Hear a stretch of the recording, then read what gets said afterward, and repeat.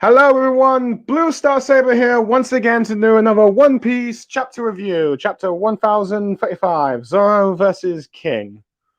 Or Zolo if you do to the translation dub due to 4Kids, but yeah. Anyway, I meant to try and do this chapter review much sooner, but it's the last day of the year, so I figured I'd get it out because this is technically the last chapter of the year. Now, granted, I do know that the first chapter of the new year has unofficially come out and early, but let's see. I review chapters when they're like officially released, so I ain't reviewing that one and all that stuff. So let's see. So yeah, and I need to do 1035. So anyway, yeah. But before we begin, we've finally got a new cover series. Let's see, number 25, the Escape of Whole Cake Island arc one, in which we're finally learning what happens to Germa 66 as we see a bunch of as we see the kingdom. Let's see, fleeing Whole Cake Island with the snails. It looks like the main castle's smoke and mirrors and all that stuff. But yeah, we're finally learning how they survived. Given how Jimba survived, let's see. It was no surprise that these lot are going to survive as well. And I think, let's see, Oda has something planned with a reunion between Sanji and his siblings and family, if you will, at some point. But we'll have to wait and see on that bit. But anyway, onto the chapter. We continue where the chapter last left off with Sanji versus Queen, where he kicked Queen, and so far that he kicked Queen that he's been sent flying past Omegashima, flying straight off the island. He's probably going to land somewhere. I wouldn't be surprised if Oda does a cover story for Queen unless he somehow gets arrested as well. But anyway, Sanji is the let's see. Anyway, Sanji, as Sanji kicks him, he ends up pointing to the girl that Queen was trying to attack earlier, and reveals to her that she has his friend Chuji, the mouse, and all that stuff. Let's see. As Sanji revealed that he had him sucked away out of danger. As she thanks him, with Sanji thinking back about how he once fed a mouse when he was a child when they were cooking, which his father was against. In a sense, coming full circle about, let's see, Sanji choosing his humanity and all that stuff. As you will, everything that he rejected from like his father and Germa 66 and all that stuff. But anyway, as Sanji's trying to ask if she's all right, however, he starts to fall unconscious and knocks out, as it's clearly that the fight has tired him out completely, with the woman asking if he's all right. As she tries to ask, let's see, if someone could bring a medical kit to help Sanji. As the narration goes, the Battle of the Pleasure Hole for the Liberation Tower, and the winner of that fight is Sanji. But anyway, we're really just here for the main highlight, which is Zoro versus King, as we come to their scene where Zoro has just done some free sword style with his swords, and he's managed to not only slice King, but also tear off his mask as we see it come off and all that stuff. Let's see. With Zoro thinking that he was right when the flames on his back go out, he can move a little faster, but his defense ability drops as well. So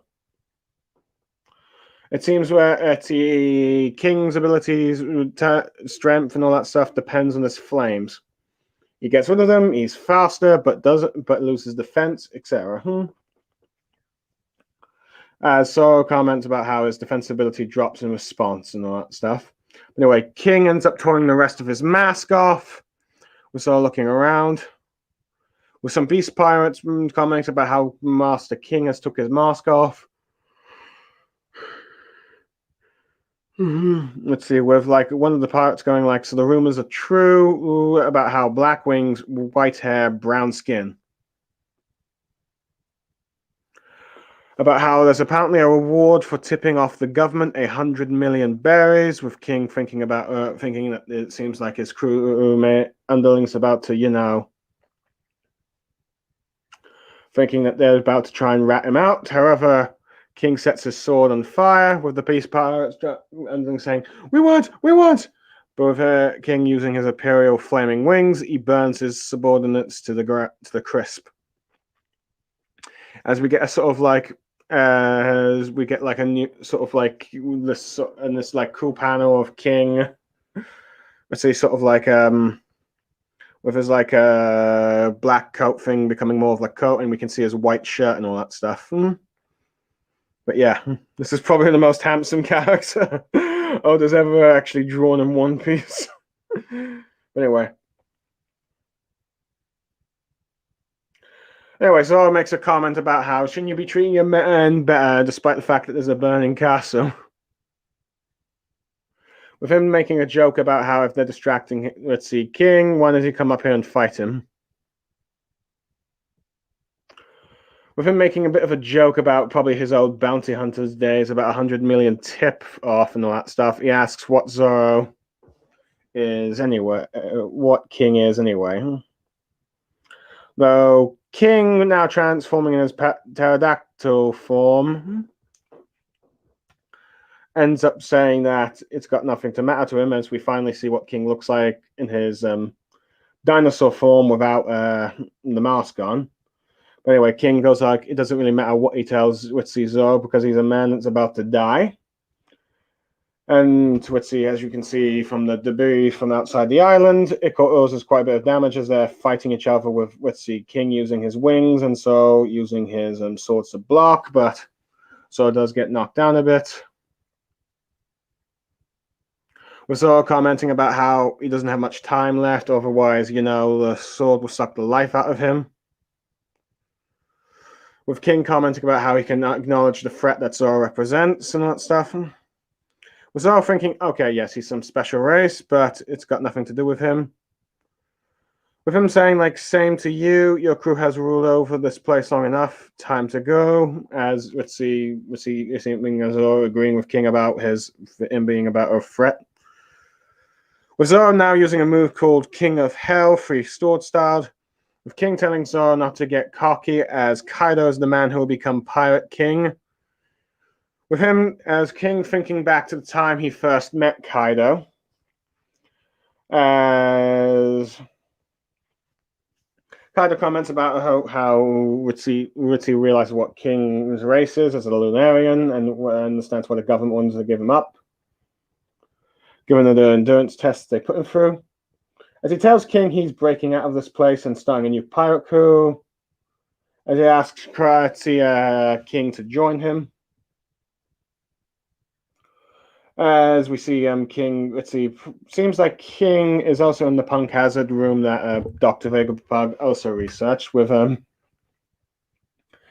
King asking Kaido if he can change the world they live in. With Kaido saying that he's the only one who can change it, smiling.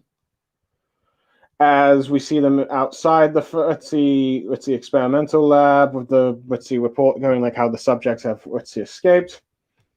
With King asking, Kaido asking King's name, which he reveals as Alba. With him commenting that while Alba is strong, he will now be known as King. As he tells him to stay under his wing and he won't let anyone else have him. As he goes on from today on, he's his right-hand man. Whoa, whoa, whoa, whoa, whoa. In his sort of Kaido laugh. In many ways, it mirrors that of Zoro's. But anyway, Zoro finishes off his attack called Purgatory Unigi. With King with Zoro realizing that with King dodging the strike, but it's pretty powerful from what we see. With Zoro, realizing that King's put the flames on, so there's no point attacking now. With King now using a flame technique called Imperial Flaming Wings, which is a fire dragon that looks like Kaido. Zoro says the flame is like magma. As Zoro's able to dodge it first, but then blocks King's next attack with his three swords. However, King's a special sword with a sort of teeth thing, traps Zoro's swords. However, Zoro is able to counter, saying, "Don't you dare," as he's not allowing him to take the swords again. Anyway, and let's see, avoids a sort of spinning slash.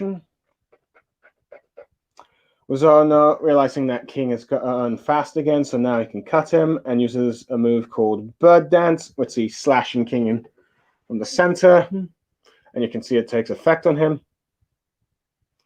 With King commenting about how Zoro seems to figure out the rules of his body. Let's see, with Zoro commenting, yes, you seem to finally envision your own defeat, King, though, let's see, with Zoro now doing more attacks, but with King blocking. However, Zoro's now starting to mock him about how he's thought that, let's see, why is he blocking his attacks as he can't, as he said, didn't you say they can't do nothing to you? Unless, of course, King is scared. Let's see. Now, King goes on about how he is, let's see, Zoro is biologically incapable of defeating him, given the fact he's a Lunarian and Zoro's a human.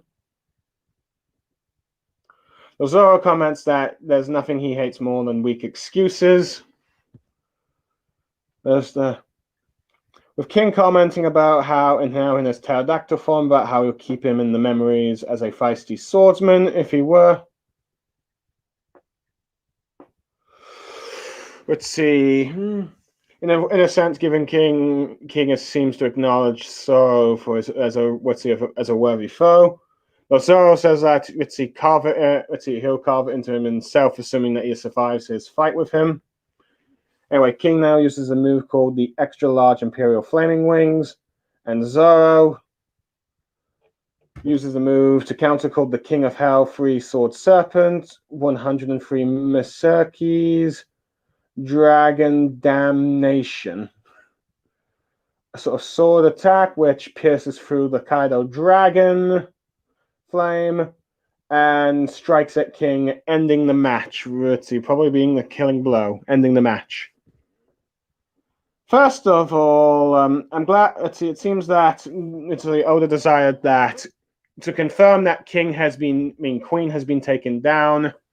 He had the narration say winner Sanji, but I can't recall if that was the same case with the Flying Six and Topiroba. I really need to reread those chapters, but to show how impressive Sanji's kick is, he sent Queen flying off the island, so that was impressive. And like I said earlier, I liked how Sanji would get the mouse safe for the safe as a flashback to when he fed a mouse, kind of showing that, as we know, Judge did not like Sanji feeding mouses, as he was supposed to be royalty and that was beneath him. But in many ways, it shows that showing more Sanji's side of his humanity and all that stuff. So I like that. But but to show that the fight was tough for Queen, his fight with Queen was tough.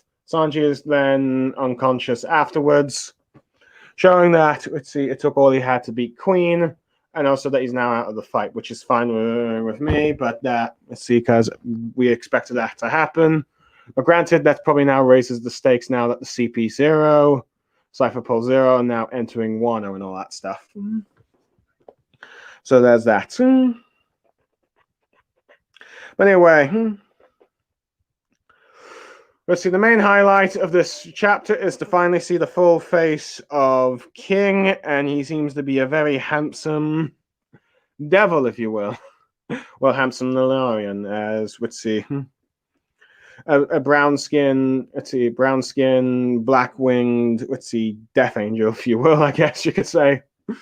No, I don't know, I'm not sure if I'm being insensitive now, but I apologize if I am, but yeah.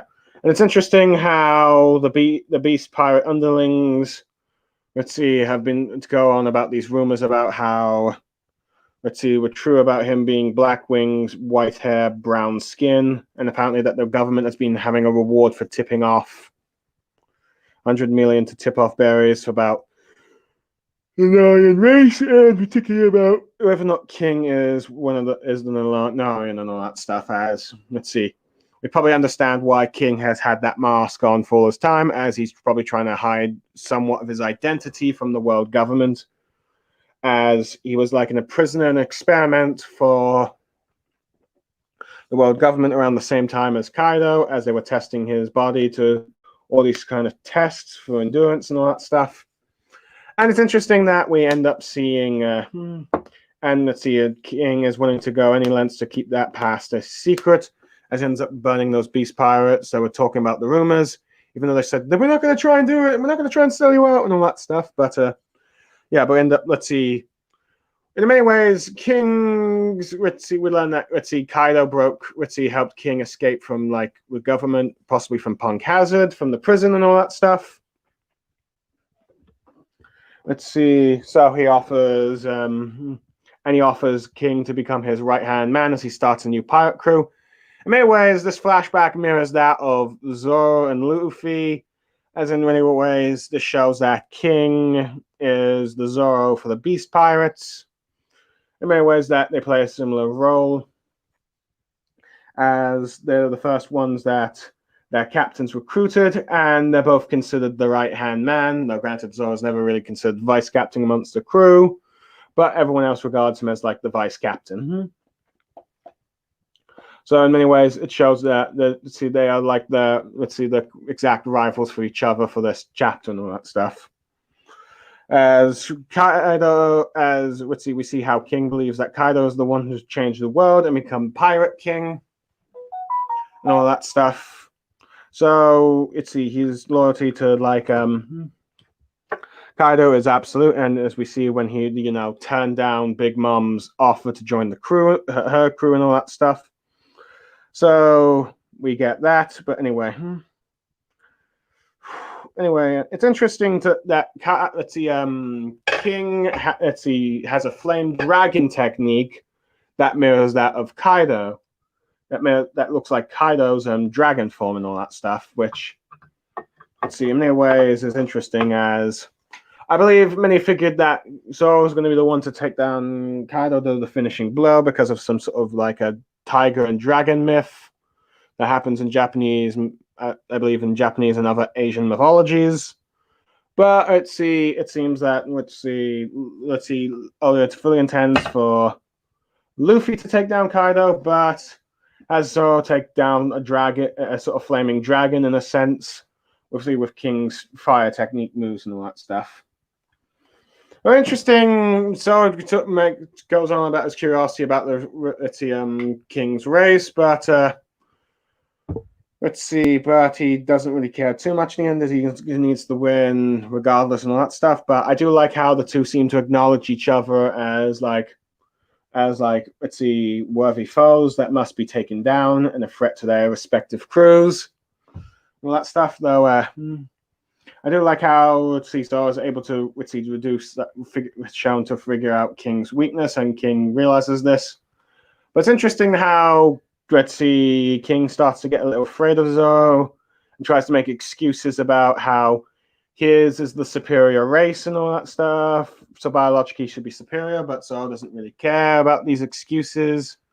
So he's going to try and, so as they try to finish each other off. But overall, Zoro ends up being the victor, and now all the All-Stars are probably down to the count, though probably next chapter is when we get the confirmation. Anyway, I figured that most of these sort of all-star fights would have been dealt with in Act 4 after Act 3 has a tragedy and all that stuff. But now I'm starting to wonder if we're going to have like an Act 4 at all, and that's just going to make this a 3-act structure arc or not. But I guess we'll have to wait and see. From what I can tell, Oda plans for it to like Wano to end next year and all that stuff, and it's gone on longer than he intended. But I guess, well, let's see what happens with many manga arcs and all that stuff. So yeah. But anyway, I do like some of the moves that Zoro uses, such as the Purgatory Onigiri and the Bird Dance, and finally the King of Hell, Three Sword Serpent, 103 Mercus, Dragon Damnation. I've written perhaps a bit overkill with the naming there, but I do like the last bit of the Dragon Damnation being the one to cut the dragon in half and all that stuff. So that was kind of fitting. Overall, I think I'll give this chapter a 9 out of 10. let's see, we got confirmation that the Sanji versus Queen fight has concluded. And we end up, let's see, here we'll learn quite a bit more of King's backstory. Granted, I will admit, I was kind of expecting this to be kind of 2 chapters with like Zoro and King, because I figured one chapter would be very devoted to like flashback on King's entire past, which by the way, I do quite like the sort of look of King's black leather cloak thing on, let's see, zipped with like she in the right shirt and all that stuff, giving King the sort of like badass gangster look, if you will.